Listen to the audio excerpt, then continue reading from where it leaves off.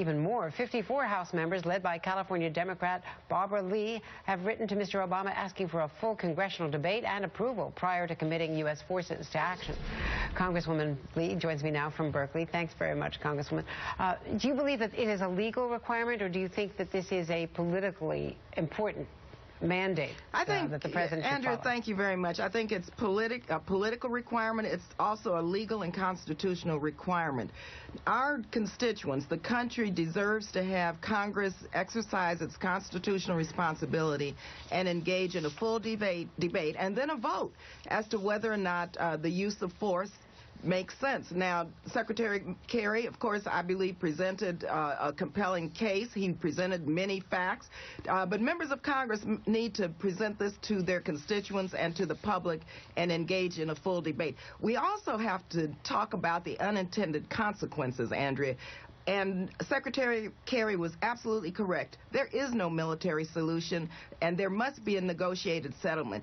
A full debate would lay out what the alternatives could be, what a negotiated settlement could look like, and also why there is no military solution. And so this is absolutely a defining moment, and I'm very pleased that the president and the secretary coming forward with the evidence, because these are some horrific crimes against humanity, and we cannot stand by and allow this to occur. But the question is, how do we move forward, and how does Congress exercise its legal and constitutional responsibility to represent the people of this country to make this critical decision? Well, should the president and or the speaker have called Congress back? I know Congress members all over the country are complaining about this, but they could have returned to, first of all, get the classified briefing in person, or they could have pushed for a congressional session. I think we should be called back even now, Andrea. This is such an important issue. We should be there doing our job. This is our constitutional responsibility. We should vote. Who knows what the outcome of that vote would be? But minimally, we should be called back in. We should engage in this debate. We should talk about what the regional implications are, what this means in terms of any type of unintended consequences, any possible retaliation, what a military strike really would achieve. And in fact, that's our job, to engage in this debate and to vote. And so there are 54 members, and more members want to join us, of course, in this whole effort, communicating to the commander-in-chief and to the secretary that we think that we have a duty and responsibility to really engage in this so that we can move forward, and those who want to support the president and in this effort would have a vote. They could cast that on behalf of their constituents.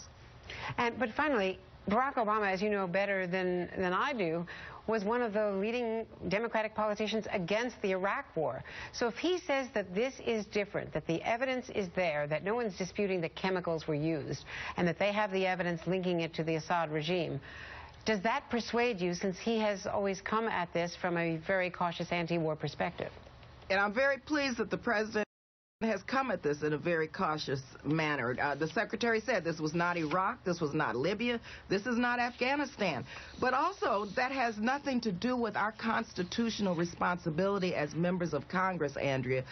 There are members who would vote for this. There are members who may not vote for it. The point is, we should engage in a discussion, in a full public debate, and talk about what the unintended and intended consequences could or should be, and in fact what the regional implications are, and what the engagement of our military hardware and some military forces could be. I trust the president that he's not going to send boots on the ground. I know that he does not want to engage this country in another long-term open-ended war. We get that, but that has nothing to do with members of Congress representing the people in our country who would like to engage in this debate and cast a vote on their behalf. That's our constitutional and our legal requirement.